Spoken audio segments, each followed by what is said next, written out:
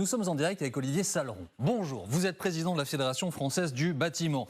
Monsieur Bonjour. Salleron, je cite un de vos camarades du secteur, Loïc Quentin, lui c'est le président de la FNAIM, la Fédération nationale de l'immobilier. Il dit Emmanuel Macron n'aime pas l'immobilier. Or, le seul vrai décideur, c'est le président. Tant qu'il n'a pas compris, rien ne changera.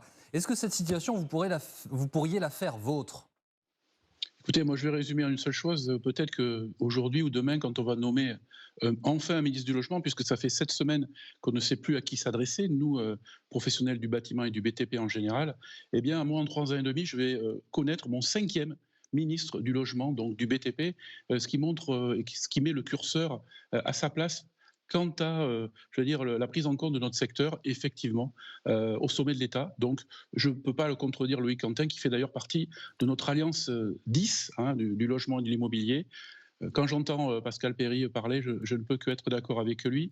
Je rajouterai simplement à vos chiffres un seul, moins 50% de ventes dans l'immobilier neuf, ce qui veut dire que c'est de suite un effondrement du logement neuf en France. Ça fait 2 ans qu'on prévoit la catastrophe fin 2023, début 2024, eh bien ça y est, nous y sommes.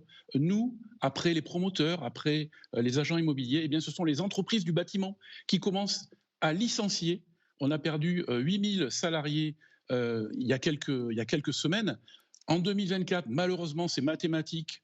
Pascal Perry le disait, quand on ne signe pas de permis de construire, eh bien, on ne met pas le premier coup de pelle 2 ans après et on ne livre pas le chantier 4 ans après. Eh bien, c'est 90 000 salariés qui sont sur la sellette. Le temps long du bâtiment fait que, malheureusement, à la fin 2025, je vous le dis, j'annonce, il y aura sûrement 300 000 salariés sur le carreau dans toute la filière construction immobilier. Wow. Et là, c'est grave. C'est pas faute d'avoir prévenu. Vous reprenez mes conférences de presse. C'est colossalement important ce que vous nous annoncez ce matin, monsieur Salleron. C'est mathématique. Un écroulement de 50% du logement neuf, nous, c'est 30% de notre activité, c'est le logement neuf. Ce qui veut dire que si on rajoute aujourd'hui, malheureusement, ce qui se dérègle aussi, c'est la rénovation énergétique avec la complexité énorme, idiote de MaPrimeRénov' au 1er janvier qui nous impose un intermédiaire de plus, qui nous impose par exemple pour nos particuliers qui veulent changer quelques fenêtres, d'être obligés de changer leur chaudière aussi. C'est obligatoire pour avoir droit aux aides depuis le 1er janvier. Rien n'est prêt. L'accompagnateur Rénov' n'est pas prêt. Il en faudrait 3 fois plus. Monsieur Salleron, restez avec nous s'il vous plaît. Je fais un dernier mot, monsieur Salleron, rapidement s'il vous plaît. Qu'est-ce que vous pouvez faire? Je le disais, la création d'une alliance pour le logement, c'est quand même un peu inédit. Les 10 principaux patrons du secteur qui se regroupent. Qu'est-ce que vous allez faire? Qu'est-ce que vous pouvez faire?